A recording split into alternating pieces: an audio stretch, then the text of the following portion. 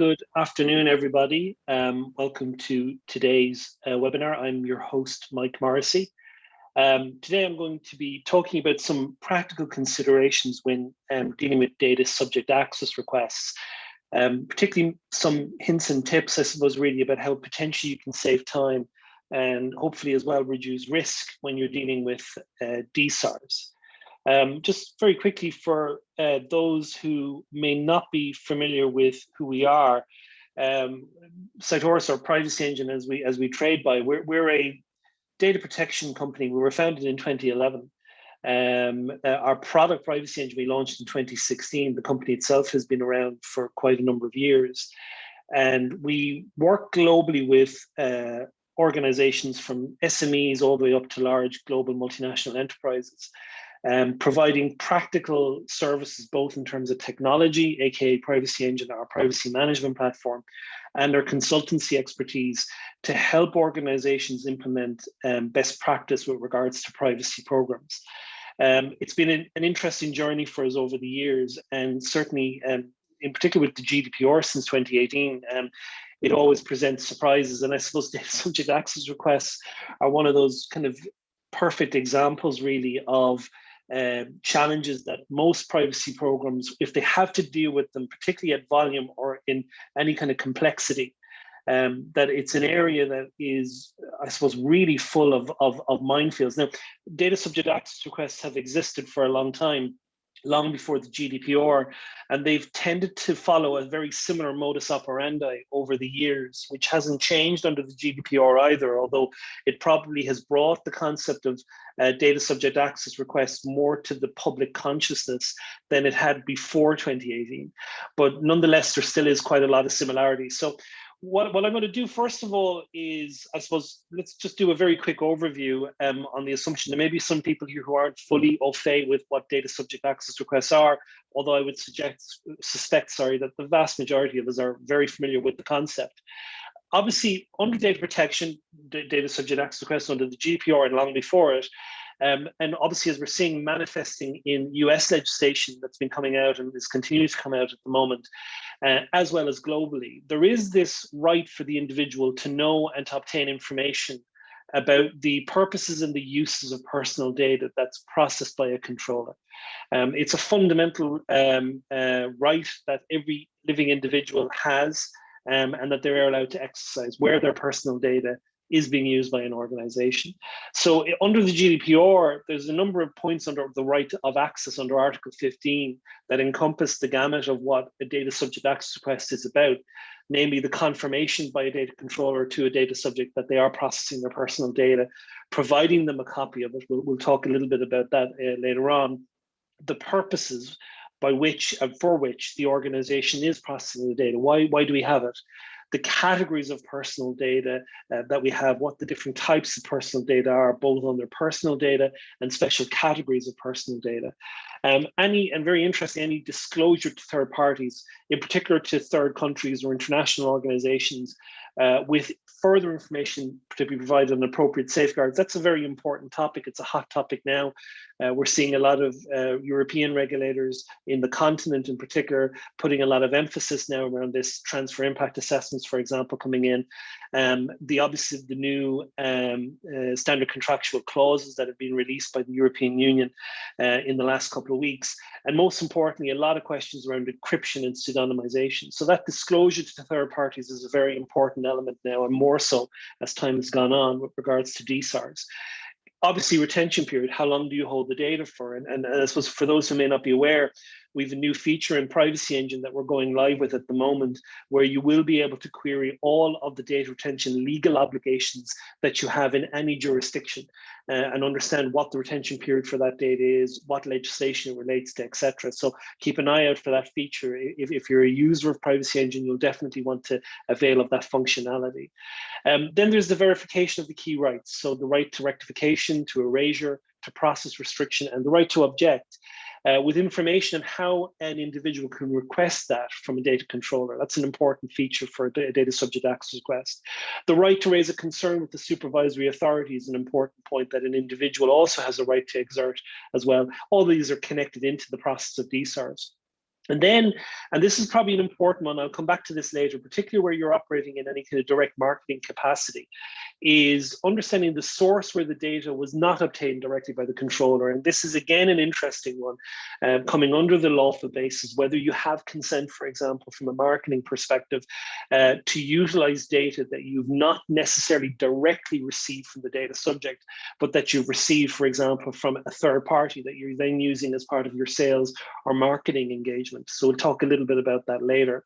And then something that's obviously increasing in time, particularly as AI and machine learning is gathering more traction, is automated decision-making or profiling and providing meaningful information on decisions and their significance. These are another critical element to data subject access requests. Now, the majority of requests, I think it's fair to say, are usually individuals putting in a request where they're looking to get a copy of the personal data that's being held on them.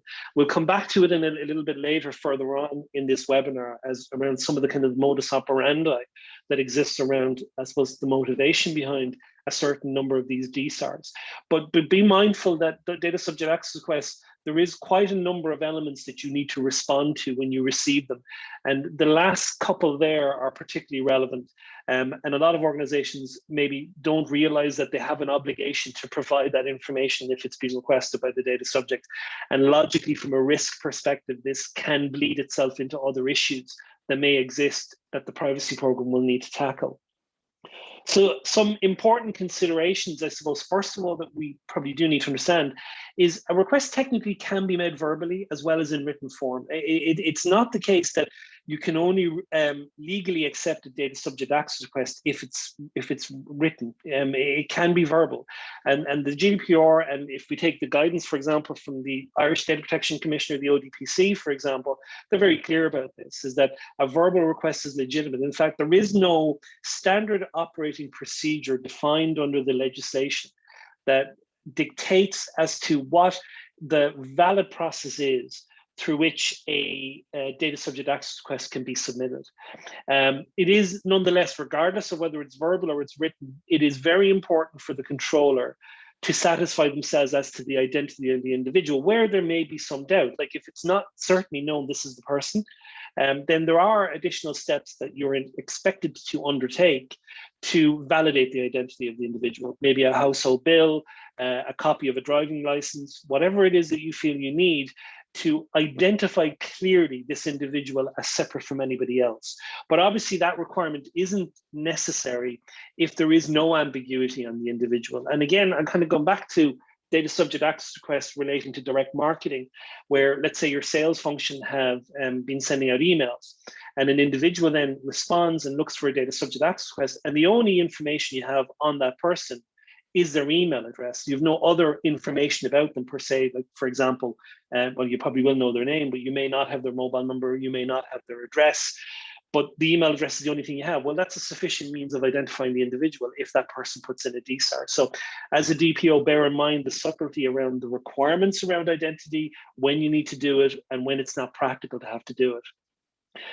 Another point then under Article 12, Section 5 of the GDPR is where the initial request is manifestly unfounded or excessive, can a controller charge a reasonable fee or refuse access?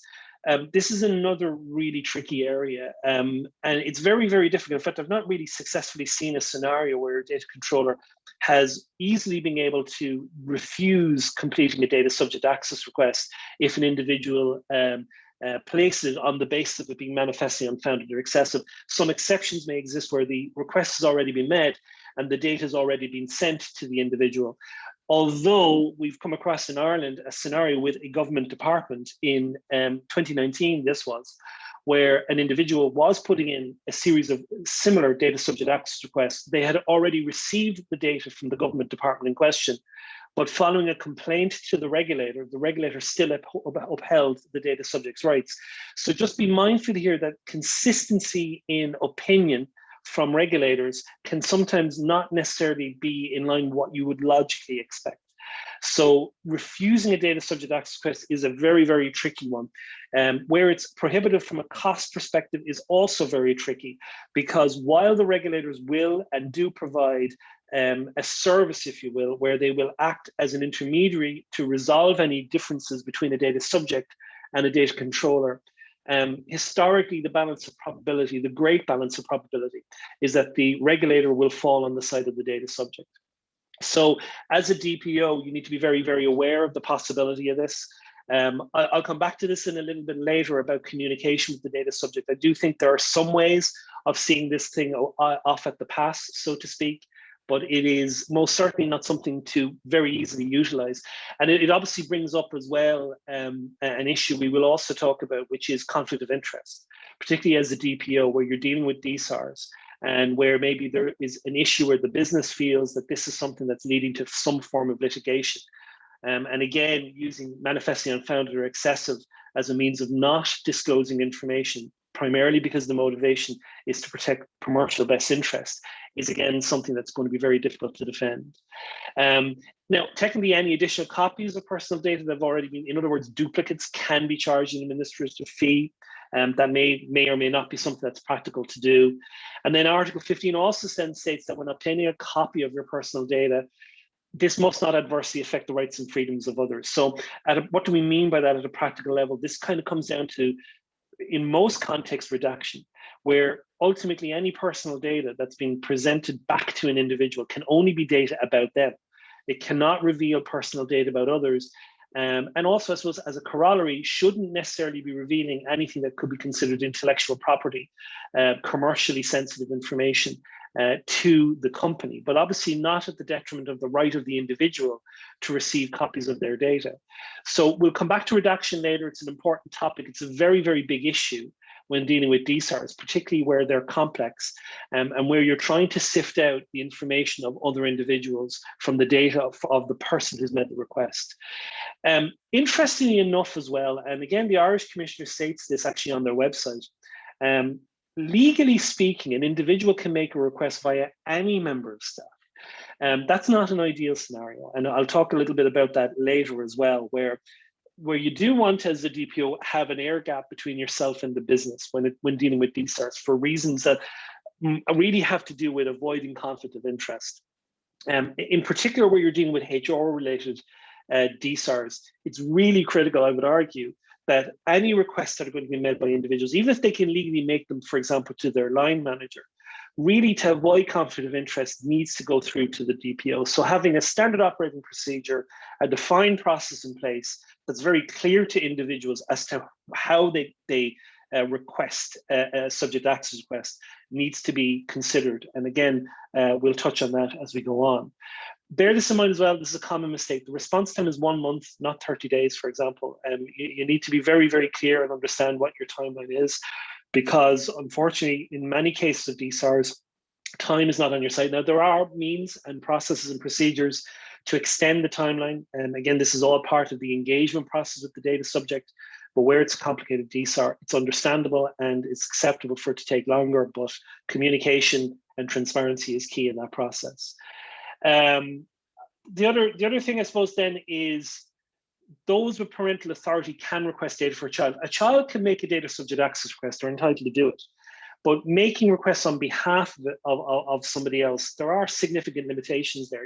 You primarily have to have either be legal representative, or in the case of children, you need to have parental authority, either be a parent, legal parent, or be a legal guardian for the child.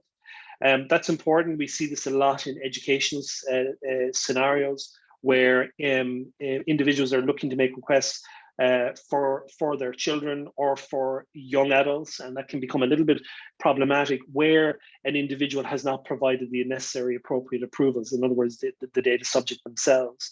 Obviously, legal representation, legal representatives for individuals can make subject access requests on behalf of their clients. More often than not, though, they have the clients do them themselves, because data subject access requests at a practical level are a very cheap alternative to a formal legal discovery process, which a lot of organizations have encountered, particularly when dealing with employee disputes.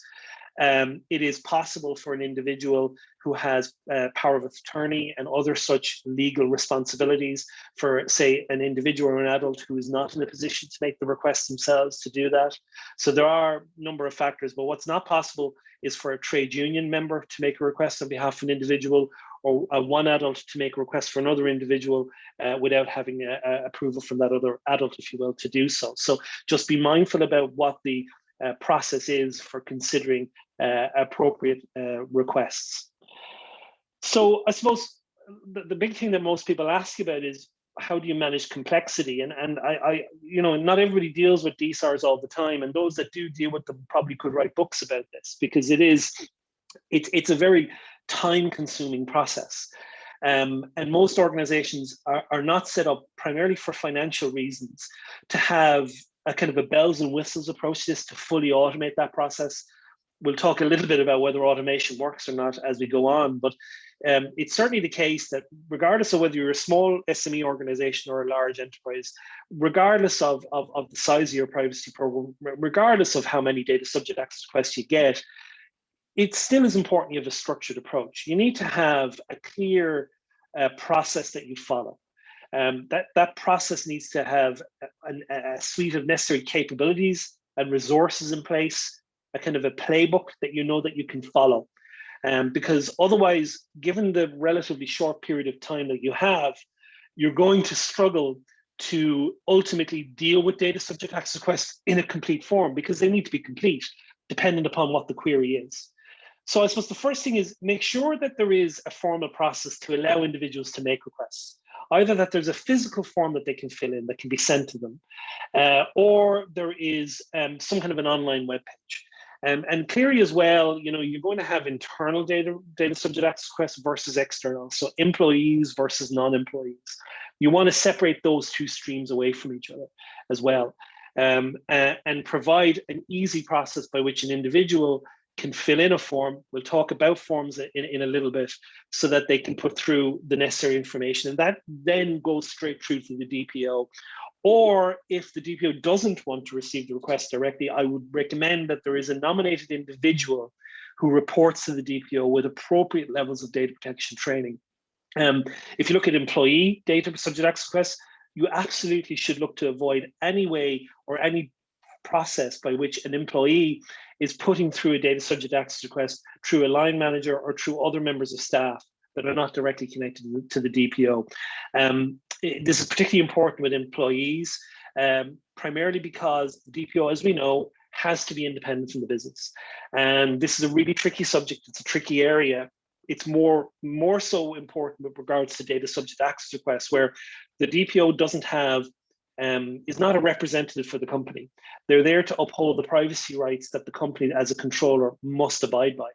And therefore then, as a DPO, you need to separate yourself away from the concerns that the business may have, in particular, for example, with employee data subject access requests. That's a really tricky thing to do, and I don't know many organizations that have really done that very well. But there's a number of reasons why why it's a good idea to probably look to do that. I mean, first and foremost, the vast majority of employee data subject access requests, when they come in, have a purpose behind them. There's a target here. There's a plan. There's usually legal representation behind the individual. And this is part of a fact-finding process that's been done to build up a legal case. And obviously, one of the big things that most organizations will say in that scenario is, well, we got to shut the drawbridge here. We really got to make sure that we're not exposing ourselves in litigation, in any form of litigation that would be considered to be problematic to us. But as the DPO, you're not meant to look at it that way. That's not your job to do. You're meant to look at it entirely from the perspective of, do we have personal data on this individual? If we do, they're entitled to get copies of it, irrespective of what their purpose or reason is. So that's a really tricky thing to do. And if as a DPO, you're committed to that process, then it's very important when dealing with employee data subject access requests that those requests are coming directly to you.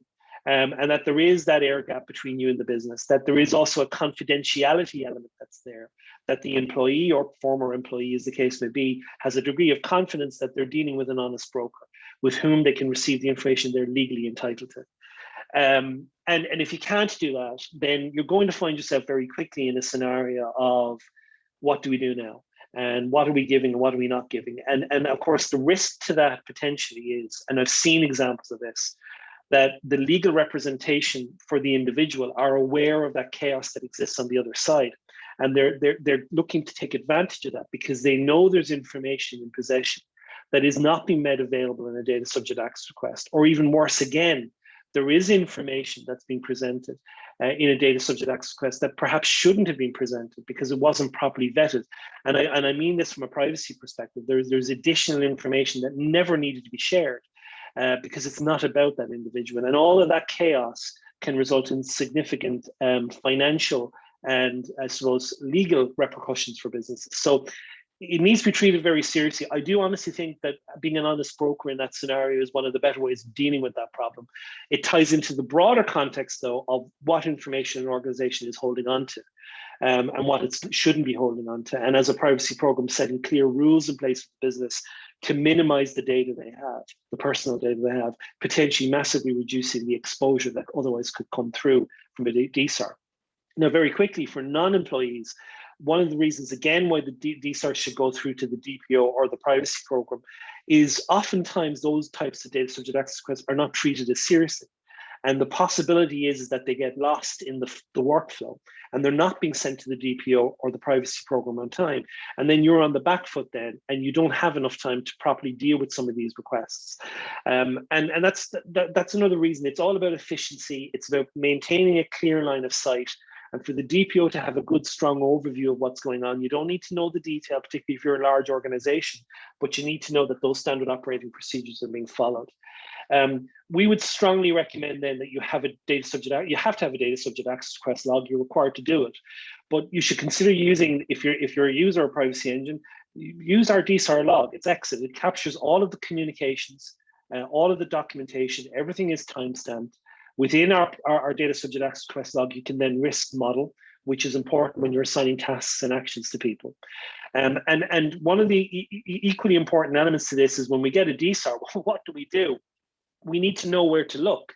And one of the best ways of helping you as a DPO or as a privacy program know where to look is having an effective record of processing activity.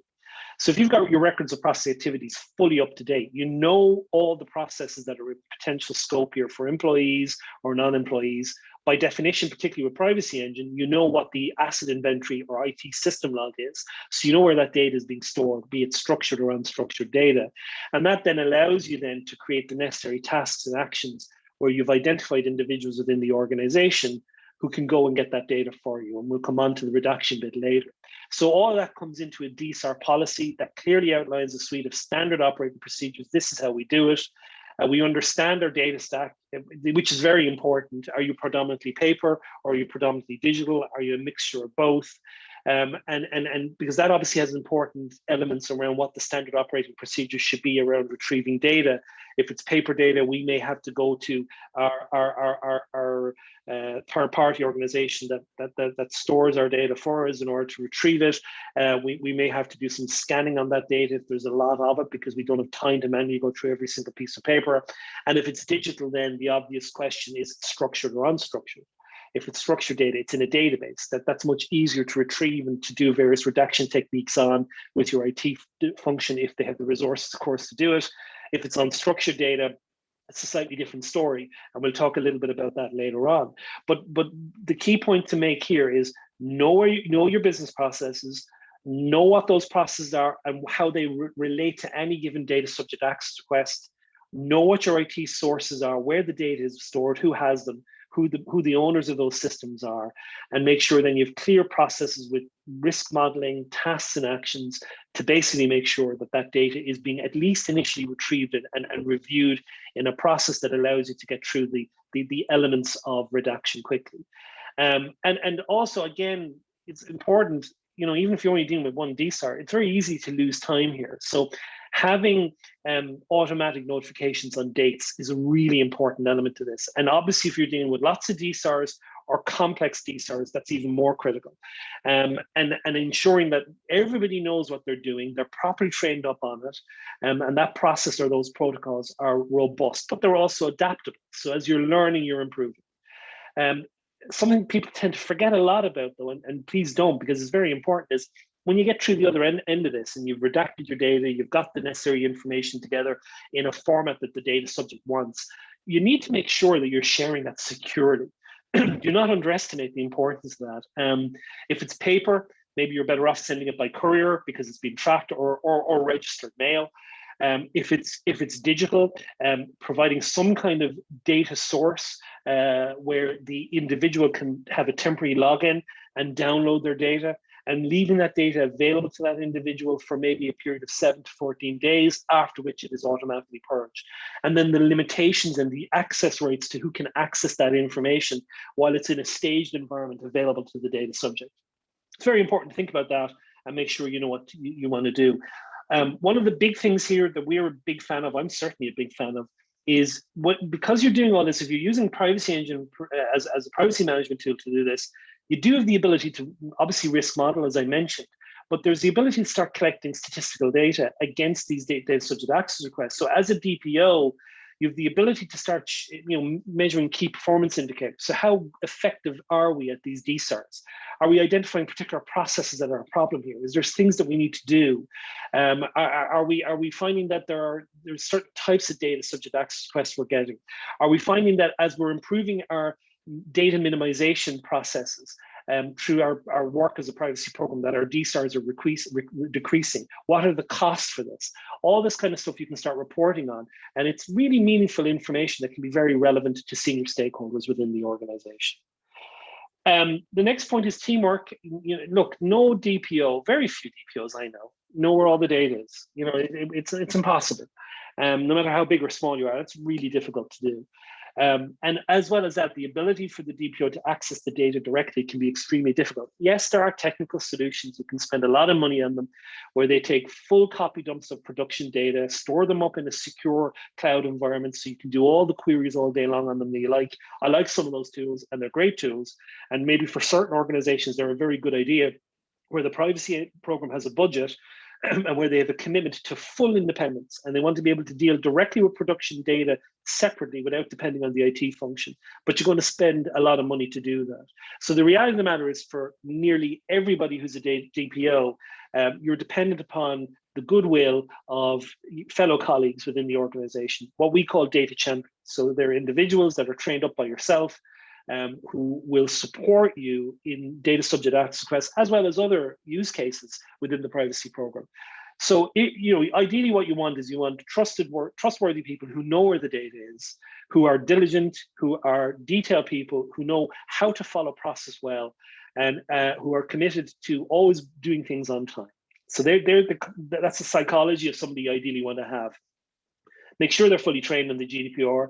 Make sure they understand the standard operating procedures that you've defined for your DSAR process, that they're clear on the type of DSARs which the organization is likely to receive, because obviously the nature of an employee DSAR versus a non-employee DSAR are very different. And there's a different kind of flavor to them. So making sure that data champions understand what that means and what the implications for that will be, and therefore then what data sources in particular are highly relevant with regards to retrieving the data. They need to be appropriately skilled in the use of technology to support these standard operating procedures. For example, Privacy Engine, because you want them to update things, they want to be tracking things themselves, providing access to the information in a secure way. So you need to make sure that they're comfortable with doing that. They need to be able to support you in that process, because if you're doing all this, then they're perfect there to help you update the records of processing activities and the asset inventories, so you're getting better as you go along. And ideally, you're also finding good excuses to get rid of data as we're going along, because we don't need it and it's problematic. They need to have the ability to operate dynamically, because there will always be curveballs with DSARs. It is the nature of the beast with data subject access requests, because they are by definition unstructured within the legislation, that anybody can ask for a copy of anything that's about them. They can come from all kinds of angles. And while they tend to have a certain pattern, there is frequently DSARs that come in that you don't expect. So you need to understand if that's happening. And in particular, if you as the DPO are not necessarily dealing with the initial query, then you need to make sure your data champions as your point persons are trained with understanding a proper DSAR when it comes in, understanding whether it's a valid DSAR, understanding, as we'll talk about in a minute, if you want to assign them this responsibility, communication with the data subject to potentially reduce the scope. And always make sure that your data champions are fundamentally familiar with the time factor and the risk component that is associated with DSARs as well. I suppose reducing scope is the next big thing, right? So, I mean, it's an important element to this, right? Is that you do need to be able to understand the nature of these DSARs, employees, customers, and non-customers. I suppose the difference between a customer and non-customer is a customer, you're going to have a whole range of personal data about the individual related to the service you're providing them. Whereas a non-customer, it's pretty much a marketing engagement with them and primarily going to be based around data that's been collected from marketing campaigns. I would recommend reducing scope is very important. And I know a lot of legal counsels sometimes say to their clients, never ever do that.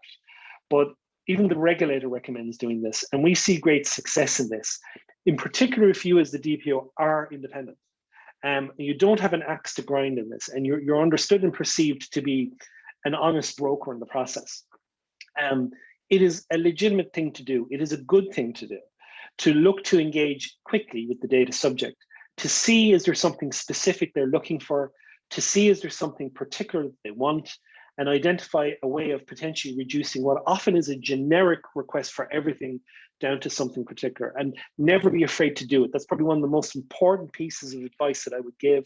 And even if you're given legal counsel being told not to do that, unless there's a very, very good reason why you shouldn't do it, you should do it. Because it's going to potentially reduce a significant amount of workload. It also kind of will give you an idea as well as to how serious this data subject access request is.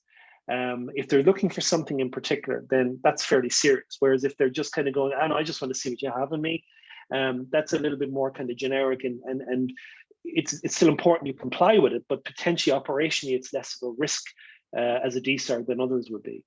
And one of the things that you might consider in the absence of engaging with the data subject directly, if you don't want to do that, is within your form, whether online or a paper form, is to consider some granular options. So where you got your record of processing activity correct, and you've a really good idea, you and your data champions, what personal data stack you have, and what type of personal data categories are associated with different types of individuals, such as employees, customers, non-customers. That it's a completely legitimate thing to provide a breakdown of categories of personal data within your form. So for example, if you're dealing with employees, you might, for example, consider a breakdown between a disciplinary related data versus grievance related data. That significantly can reduce scope. And then they can tick everything if they want. They're totally entitled to do it. But if they are looking for something particular, and again, where time is of the essence, you can get that straight away. And again, like I said about employee data, please make sure that those queries are going through to the DPO or the privacy program and not via line manager. That's an ideal scenario. The same thing then as well for customer data, service-related data, marketing consent. It's very important, obviously, and this is particularly important when dealing with customers and non-customers, to make sure that the record of processing activity is up to date, that you can validate the lawfulness of the processing for all affected processes. A good example, I mentioned it earlier on, is for marketing data. Like, it's frequently the case that the sales marketing function will procure marketing lists from third parties. And they may argue that they're using legitimate interest, but it's really, really difficult to argue legitimate interest where you've not given fair notice to the data subject in advance when you're actually about to use their data. So consent is the more common one anyway, particularly when we're dealing with digital marketing, such as emailing, mobile phone based comms, SMS, etc., based under older regulation, which is being updated at the moment. So it's important as the DPO, because this is one of these kind of scenarios that causes great consternation, is when you get to the meat and the bone of it, you realize we shouldn't have this data in the first place. So some of the kind of the preliminary work that I always recommend to clients is making sure 100% that any of the personal data you have has a lawful basis, that you can justify that lawful basis. And if it doesn't, it needs to be got rid of, or there needs to be some way of finding a lawful basis in a practical way as quickly as possible. But the biggest point again is ask the individual what they are looking for. Don't be afraid to ask that question. The last point then is redaction. This is an important one. A lot of people ask me about this. It's obviously the biggest problem here, right? No matter all the good work you've done beforehand, inevitably you're going to get information, you're going to get documentation, for example, that's going to contain a list of names and personal data of multiple people not just the individual put in the request. And obviously, it behooves you as the DPO or as a member of the privacy program that you need to redact the personal data of every other individual other than the individual who's made the request. So there are redaction tools. This comes down to a classic commercial argument of cost versus time. So the cost to do it, and this stuff is expensive, it really can be. There are some cheap and cheerful products you can buy, but this stuff can get very expensive very quickly. And then there's the time to take. So does it take too long to do it manually because we're getting too many of them, or they're very costly? And if we get this wrong, the impact on the business could be very detrimental. So it comes down to that. And what I mean by the cost versus time argument is it cheaper to have a resource internally manually doing this versus getting a product in to provide a certain degree of automation supported by that individual? And what does that look like? And doing that kind of cost measurement provides the basis, and it's fundamentally dependent upon the volume and the complexity of the data subject access requests you get. But regardless, you still have to redact. So obviously, paper-based redaction, you've got two solutions with paper-based. Either the traditional black marker, and make sure it's proper black marker that it can't be read, or consider scanning all the documents within the most popular processes.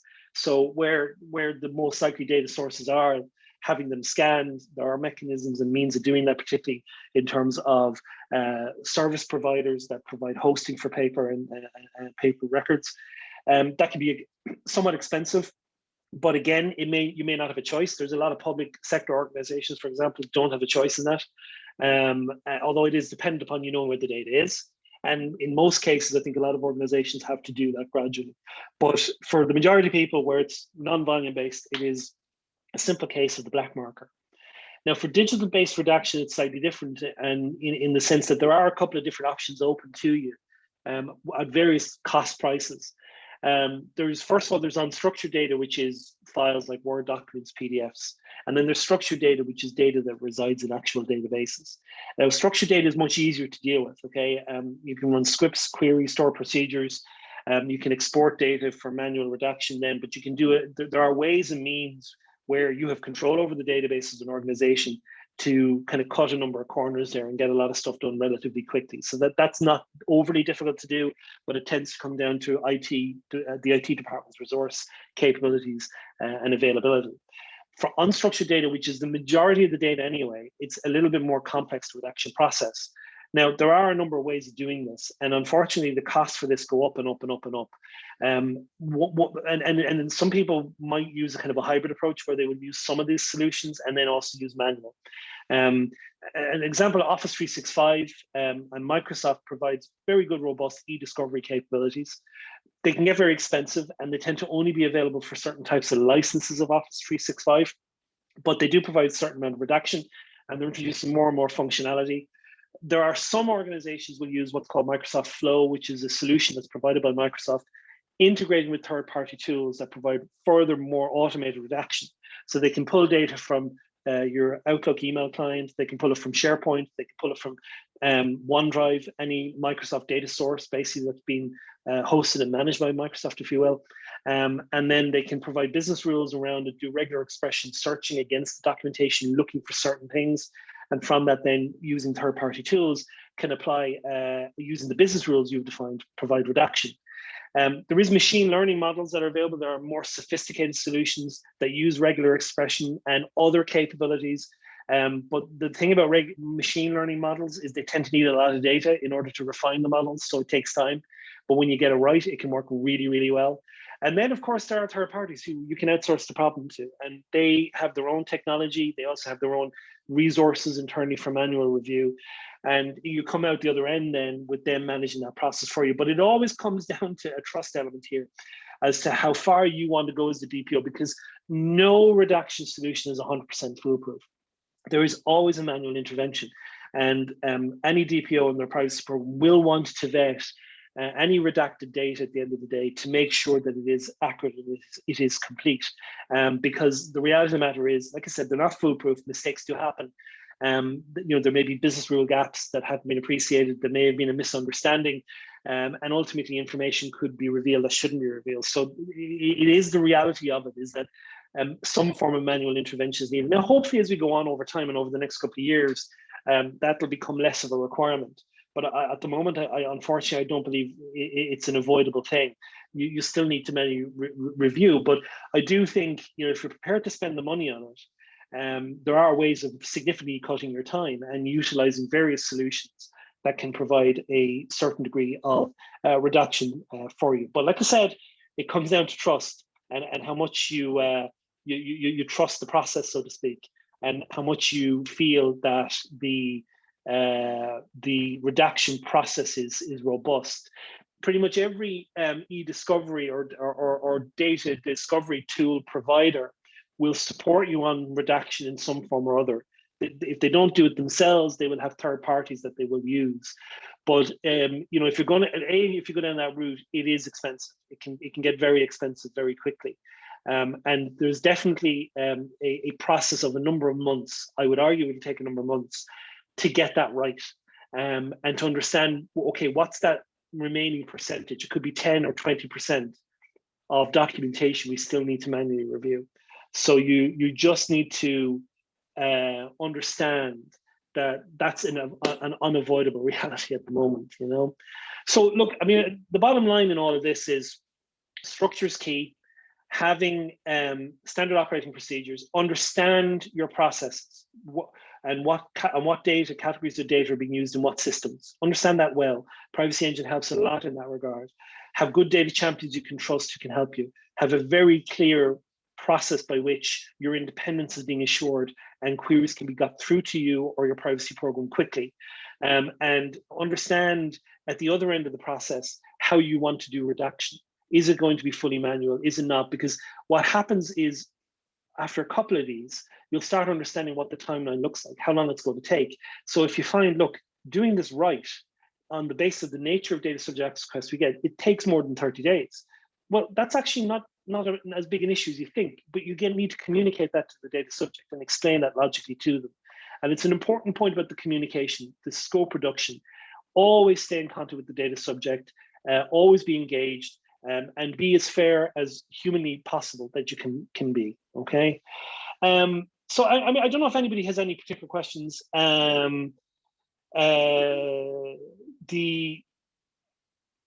Yeah, sorry, somebody's asking where DSAR relates to an older child, 15, 16, 17. Can parents request this information without the agreement or consent of the child? That is, does the child have a right to privacy and keep information from parents? I think this comes down to the digital age of consent in each jurisdiction, and that varies in each country.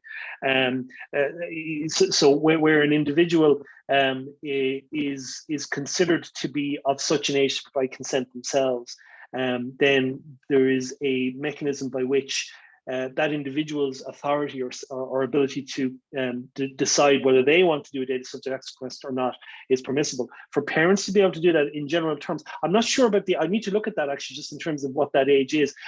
Obviously, it's a tricky one, this. And we've come across this ourselves in the past in various different organizations where parents are putting in data subject access requests for children. In general terms, it's fine below a particular age group. But obviously where children are deemed to have but bear this in mind, sorry, I was saying this earlier, a child can put in a data subject access request themselves at any time. They're entitled to the same rights as anybody else. So that's an important point to note.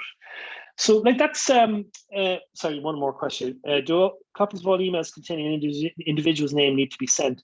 Yeah, so, okay, right, that's a good question. It needs to be, okay, the answer is yes and no. It's no if it's just, if let's say they send an email that's a commercial email to somebody else, then that's not personal data about them. It needs to be an email that's about them. Okay, so if there is some correspondence between two line managers talking about that individual for the purpose, for example, of disciplinary, then subject to obviously whether or not that information has been determined to have been what's the word I'm looking for? Not secret, but confidential, which is a mechanism that can be used, so it can't be revealed. Although I'd be very careful on that. And then anything that's about that individual would need to be disclosed. But if they're sending emails to somebody else as part of their job, for example, that wouldn't fall under scope. How many days in a month versus 30-day rule? Well, it depends on it depends on the month. So February is 28 days, right, or 29 is the case for these. So that's my understanding of it. So you just need to be very careful about the month versus the 30 days. Ideally, really, you shouldn't be putting yourself into that situation, because if you're kind of worrying about having a day or two in terms of a gap, you're probably, from a process perspective, have a bit more of a challenge here. So you're likely either need to consider a way of extending the time period to make sure it's done right, or understand, is there some way of making the process a little bit more efficient, so you're giving yourself plenty of leeway. And that's always certainly something I would strive to do as well. Are there any other questions? If anybody has any other questions, I'll just give it 1 sec here to see if anybody has any others. Yeah, just about those emails. It's an important point. A lot of people kind of misunderstand that. If it contains an email address for the individual, then I got to share everything with them. No, it's obviously we have their email address. Their email address is going to exist in a number of different sources. But what's probably more important there is the content. Is there something in that email that's about them? If they've just been CC'd in an email, for example, that's not personal data.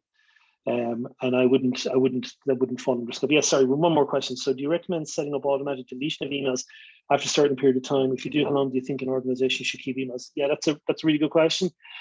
Yes, look, data retention, yes. I mean, this comes down to what the specific purpose is for holding the data. It also comes down to, as well, bear in mind that when you're dealing with emails, it's both the emails and also the attachments. So often organizations have policies set up where the attachments are stored separately, for example, on OneDrive. And then it may be that the attachments are more important than the actual emails themselves. So how long you hold them for really is dependent on the emails, what they are. From a personal data perspective. So that needs to be discussed with the business and understand a reasonable period of time by which emails will be stored for. That may be 3 years, it could be 4 years, it may be 12 months. It really depends on the nature of the business. But it's very important, I think, that there is an agreement within the organization that we only hold data for as long as we need it. And where we've met that purpose, then that we have a data deletion policy that's implemented, like Office 365 does that. We can set that up there. The policy capability within Office 365 is excellent. So you have the means of being able to delete, and you can delete and always retrieve information. So you can have it deleted, but have it maintained for retrieval for, say, 30 to 60 days, for example. So if something was deleted by accident or it's needed, it can be brought back. But if you've got the right retention schedule defined, you won't need that. And bear in mind as well that you're never going to be in trouble for not giving data you no longer have. It's very, very important to understand that. And again, we get this a lot with organizations go, well, I don't have that data anymore. Is that a problem? Obviously not. No, if you don't have the data because you no longer needed it, it's not an issue. How long should emails and personal information be held after employees have left? That really varies, okay? So for example, if somebody's left but they're on a pension, it's quite clearly the case that would be kept for quite some time, many years, in fact. But again, you're looking at the different types of personal data you have on that individual based off your processes. So what disciplinary data do we have in this individual? Okay, well, what is our general disciplinary data retention period anyway? Again, I've had this in meetings where some organizations, the HR function will say to me, well, we hold disciplinary data for 6 to 12 months. And then I've had other HR departments lean across the table and say, well, once a thief, always a thief. So we always keep the data, right? So obviously, everybody has different interpretations on this, but the reality is, what's your process? So you're, for example, taking disciplinary, if your disciplinary process is very clear that you have a 3-strike rule, but that if you get strike number 1 and you stay clean for 12 months, then that strike is removed. Well, then that data should be gotten rid of. It's no longer needed anymore. So your business rules define logically why or whether you should keep data. And therefore then that will then determine then how long you'll hold that information for.